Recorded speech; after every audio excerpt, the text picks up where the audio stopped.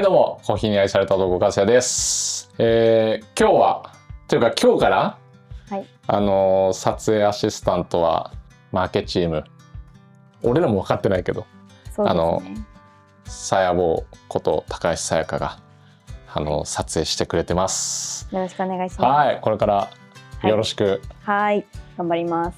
上松くんと予定がねなかなか合わないし、まあでも YouTube を頑張っていこうよみたいな。そうですね。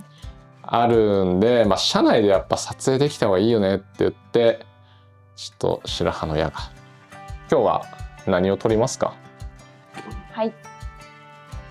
最近何か気になってるニュースとか。棒読みいつもこんな感じですよ。でもそうニュース、はい。まあでも今だったらやっぱあれっすよね、もうブルーボトル案件が結構ざわついてんじゃない？世界的に。そうですね。なんかブルーボトルが中国のラッキンコーヒーに買収されるんじゃないかみたいな。でもこれなんかさ、俺調べたけど確定じゃないっぽくない？そうなんかね、報じられたっていうだけなんですよ多分。うん、でそのネスレから店舗事業をね、ラッキンコーヒーの親会社が買うよっていう話なんだって。でもまあびっくりだよね。そうですね。厳密にはなんかね、ラッキンコーヒーが買うっていうより、なんかラッキンコーヒーの親会社が買うっていう話。そもそもラッキンコーヒーとか知ってる？私は聞いたことはあります。聞いたことあるぐらい。行ったことある？行ったことはあります。中国じゃなくて、アジアの。本当？はい、シンガポールだったかな。あ、そっちにもあるんだ。はい。へえ、どうだった？安くて美味しかったですね。あ、そうなんだ。なんかめっちゃ安いでしょ？めっちゃ安いです。めっちゃ安くて、今ラッキンコーヒーってさ、多分中国でさめちゃくちゃ店舗数あんだよね。ラッキンコーヒーね、もう創業から8年ぐらいで3万店だって。すごい。やばくない？3万店。3万店だって。中国、シンガポール、マレーシア、あとアメリカにも展開してるの。出店ペーススタバの6倍らしい。すごいですね。やばくない？でなんかもうここはめっちゃ安いっていうコスパの良さと、あとあれなんですよ、もうモバイルオーダーがもういち早く取り入れて、店舗で飲めないみたいなスタイルだったと思うんだよな最初。テイクアウト専門店。テイクアウトがほとんどだったように覚えてるね、最初出てきた時に。でなんかそれで急拡大で、あと多分コロナとかもあったんじゃないかな。でモバイルオーダーでみたいな、だこういう会社がまあもともとはさ、変な話、中国の新興企業が出たねとか勢いあるっぽいねって言ってた会社がブルーボトルを買収するっていうところまで、すごいですね。でもこれでどうなるかっていうのは全く分かんないよね。なんか店舗事業がラッキンコーヒーの親会社に移るっていうだけなんですよ。だからもしかしたら中国でブルーボトルがめっちゃ増えるとか。そうですね。あとシンガポール、マレーシアとかあの辺の、中国の企業が進出しやすいところにすごい増えていくのかな。あんま日本とか影響なさそうだけどね。どうなんでしょうね。ね、どうなるんだろう。こういうのってさ、有識者はどうやって見るんだろうね。もうなんか俺らはさ、へーってそうですね。ってなっちゃう。ただなんか俺思うのがやっぱスペシャルティーコーヒーってさ、なんか独立系企業として作られることが多いじゃん。うちもフィロコフィアもそうだけどさ、結局大きくなるとこうやって買われちゃうのかなみたいな、そういう感じはあった印象として。じゃあうちもなんかいつか UCC さんがお前ら買ったったろわやみたいな、ありがとうございますって言ってそうですね。なっちゃう未来が待ってんのかなとかって思うよね。でもどういうシナジーが生まれるのかっていうのはちょっと俺個人的には期待だね。でもこのネスレはさ、またさらにすげえなって逆に思っちゃうのが、コーヒー豆とかの小売事業とかっていうのはネスレがそのまま持ってんだって。知ってた？ブルーボトルとかのコーヒーってたまにスーパーとかに売ってたり、あれ後ろ見ると多分ネスレって書いてるような気がするんだよな、販売者みたいな。あ、そうなんですね。だからもうブルーボトルではない。そう、まあ、なんかもともとブルーボトルはもうほぼネスレに買われてたんだよね。いやすごいですよ。はい、まあもうなんか世界的にはモバイルオーダーでとか、なんかその人件費をなるべくかけずに店舗経営をするっていうで、オペレーションがすごく良くて効率の良い経営スタイルっていうのが結構好まれてる、そういう会社がなんか増えていく流れになるのかなとかもちょっといろいろ感じるところはありましたね。まあなのでこれが今一番コーヒー業界で熱いニュースじゃない。まあちょっとこの先のね報道を待ちたいなってところですね。はい。はい。他あと何やったっけ？そう。あとなんかね、やっぱ俺らのコーヒー屋さんにとって結構重要なニュース、直接的に大事なニュースはやっぱ生豆の価格だと思うんだけど、もうサヤボって入社したの去年とかだよね。違うか、一昨年ぐらいか。去年です。去年の頭らへん？去年の初夏。何にも当たらない。意外と最近です。あ、そっか。はい。じゃあ何？すぐ一緒に韓国行ったってこと？そうですね。割と半年ぐらいで韓国に行った。あ、そっか。すごいね。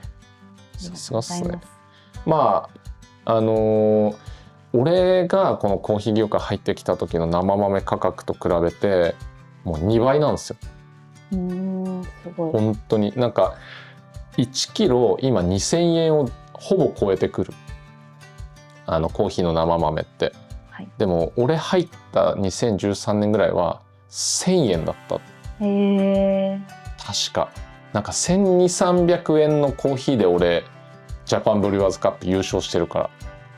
そうなんですね。そう、1200-300円だからちょっと良かった、いいコーヒーって感じ、今でいう2500-600円みたいな感じなんじゃないかなと思うんだけど、すごい生豆価格が普通に高騰してきてて、この 1,2 年、特に一気に価格が上がったんだけど、今年はブラジルの生産量がすごく良くなって、でそうするとニューヨーク証券取引所あたりでなんかね、コーヒーの価格が決められてんだって。そういう仕組みが作られてんだけど、それがなんか下がると全体的にコーヒーの価格も下がってくみたいな流れになるんですよ。でなので今年めちゃくちゃ作られてるからコーヒーの価格も下がるっぽいよねみたいな期待感が今世の中に流れてるけど、さっきさちょうどいたじゃん、ブラジルのバリスタ、いましたね。教えてた人が、彼も家はさ農園やってんのよ。あ、コーヒーですか？そうそうそう。うちも買ったことある。この間売ってたやつなんだけど。あ、そうなんですね。そう彼曰くスペシャルティーコーヒーは変わんないんじゃないって言ってたね。でもね、違う業者さんは下がるんじゃないかって言ってたの。どっち？スペシャルティーではなくて。いや、スペシャルティーで。あ、そうなんですか。だからさ、なんか誰が正しいんだろうね。結局でも長い目で見たらもう価格は絶対上がってっちゃうけどね。そうですね。ね、それだけ生産者の人たちがね頑張って作ってるから仕方ないなとは思うけどね。だからこのでも期待しちゃうね。一時的にでもやっぱ価格が下がってくれたら、俺らは経営もしやすいし、お客さんもねなるべくリーズナブルにコーヒーが飲める社会があるといいけど、でもそのね後ろに苦しむ生産者がいたら嫌だしね。そうですね。だからまあそこは本当にまあ俺らなんかどうそれを捉えるかっていうのはなんかまあスペシャルティコーヒー業界は特にそうかもしれないけど、まあなんか責任だよね。うん、コーヒー業界に対する。まあでも彼らが無理せず価格を下げてくれるんだったら、まあ俺らはいいね。はい、みんなが幸せに。みんなが幸せに。まあフィロコフィアはねそういうビジョンを掲げてるしね。というわけでまあそういうニュースもありましたね。あとはあれか、俺らのニュースがあるね。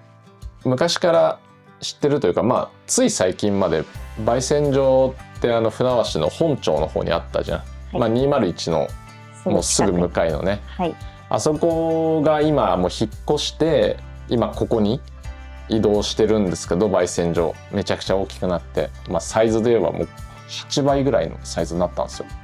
ここと下と焙煎所エリア、もともとのその焙煎所が今何にも使われてないんですけど、カフェにしようと思ってますじゃあマジ見たデザイン？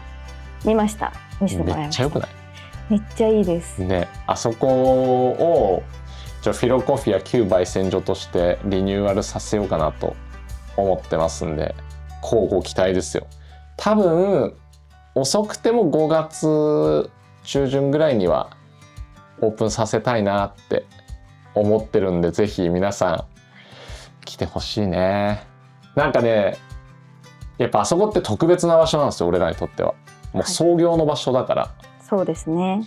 なんか1号店ってシャポーなんだけど、シャポーができる前からあそこはもう存在してて、本当にドアも窓も何にもない時からあそこで俺働いてたの。ドアも窓も。そう、ドアもマジで何もなかったのそうなんですか？そうでオープンしたのが11月ぐらいだったから、もうスキーウェア着て仕事したら寒すぎて寒いですね。それはもうあそこ全部開いちゃってるから、もう本当に人が来ない時はシャッター閉めてた。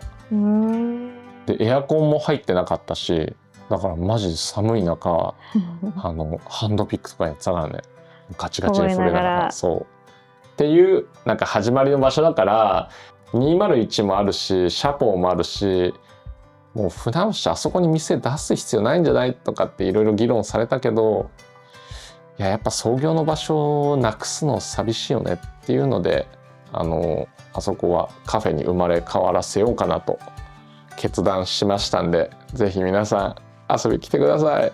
そこはね、もうちょっとラフなカフェスタイルにしたいな。フードは出せないかなと思うんだけどね、ちょっとしたスイーツとか、できたらペーストリーとか置いて海外っぽくラフに、使ってもらえる店舗になるといいな。で201はよりコーヒーフォーカスのお店にしていけたら、なんか存在意義もより強くなるんじゃないかな。これ結構でかいニュース、俺の中ではね。でもまだまだ店舗出すよ俺は。いやわかんないいつも俺2点3点しちゃうんだよね。そうですね。迷っちゃうんだよね。でもそこは出すって決めたんで、もうデザインも出来上がったんで、ぜひ皆さん遊びに来てください。そんなところですかね、今あるニュースって。そう、この間俺博多行ってきたの。いい物件が出そうだったんで、でちょっとそこだけじゃなくて博多の市場調査してこようかなと思って行ってきた時に、どこのコーヒー飲んでも美味しいと思うんですよ。誰が入れてもうまいなって思うからめっちゃ得なんだけど、久しぶりにこれはうまいって思ったコーヒーがあって、うち以外でね、フィロコフィアは本当美味しいんですよ。はい、マジで間違いない、けどそれがコーヒーカウンティー、ミーハーですやんって言われるかもしんないけど本当に美味しかった。飲んだ？あれまだ飲んでない。後で入れてあげるよ。本当に美味しかった。エクアドル。そう、エクアドルのなんてコーヒーだったかな。なんか俺美味しすぎてね、さくらに送ったんだよね。これめっちゃうまいんだけどみたいな。したら買ってきてって言われて買って帰りました。エルアリッサルのティピカメホラードっていうとこで、エルアリッサルっていう農園のティピカメホラード、はい、品種のアナエロビックウォッシュと、めちゃくちゃうまかった。どんな感じですか？あんま覚えてないんだけど覚えてないんですか？そう、俺ね覚えられないんだよね。でもすっごい美味しい。なんか綺麗で透明感があって、でジューシーなアシディティ、酸味があって、でもなんかねしっかりその甘さがめっちゃサポートしてる感じ。すごいこうキラキラっとしてるんだけど、それだけだとやっぱその軽くなりがちだったり、はい、なんかちょっと酸っぱいかもなみたいな思うんだけど、そこをちゃんとこの甘さが周りでこの固めてくれてるから、安心してその酸味を楽しめるっていうか、いいですね。美味しかった。美味しそうです。これはね美味しかったけど、抽出も良かったんじゃないかなって思ってね。エアロプレスで入れてもらったんだけど。そうなんですね。俺久しぶりに飲んだエアロプレスのコーヒー、お店でめっちゃうまかったね。上手だったと思う。なんか1分40秒以内に入れるレシピにしてるんですってなんかわざわざ説明しに来てくれて、微粉から嫌な味が出る前にジュースが終わるようにみたいな。いやすごい。だから今年行ってこようかなと思って、この農園。そうなんですか。そうなんかそのぐらい感動した。なんか魅力的だった。でなんか今年そもそもエクアドル行きたいなって思ってたから、この農園に行きたいって言った。誰にっていういやいるんですよ一人、エクアドルのインポーターさんが日本に。そうなんです。そう望月さんって言って、でその人にもう伝えてあって、今年エクアドル行きたいんですって、でここの農園にも行きたいって伝えたぐらい美味しかった。なんかその望月さんって人、2年前のブリュワーズカップでもファイナルまで行ってる人で、でここの農園の芸者かなんかを使ったっぽいんだよね。そうなんですね。めっちゃうまい。こんな農園あるんだって。だからぜひまだカウンティーさんで売ってるんだったらぜひ買ってほしいぐらい。そうですね。できれば来年はうちでも仕入れて、ここのコーヒー、皆さんにお届けしたいなって思うコーヒーでした。はい。ってなところですかね。今年てか今月のニュースは。個人的にもこの間博多行ったよとか、来週からパナマ行ってくるよとか、台湾で友達作ってるからさ、台湾で友達作ってくれてる農園に今度行ってくるとか、そういうのあるけど、またそれね次の撮影の時に話ができたらいいなって思います。他にもねいろいろあるんだけど、話せないことがいっぱいあるからそれはまたねローンチされたら、お伝えしたいなと思います。じゃあ今日はこんなところですかね。はい、じゃあ一発目ありがとうございました。ありがとうございました。やりやすかったです。よかったですではお疲れ様です。メンバーシップ始めてます。コーヒーに愛された男の舞台裏と称して、メンバー限定のライブ配信だったり投稿だったり、そこでしか見れない聞けない俺のぼやきだったり、そういうのもどんどん配信してますので、ぜひご入会ください。でメンバーシップの人たちにはですね、これから俺が検証に使った器具とかも販売していこうかななんて考えてますんで、ぜひ皆さん舞台裏覗きに来てください。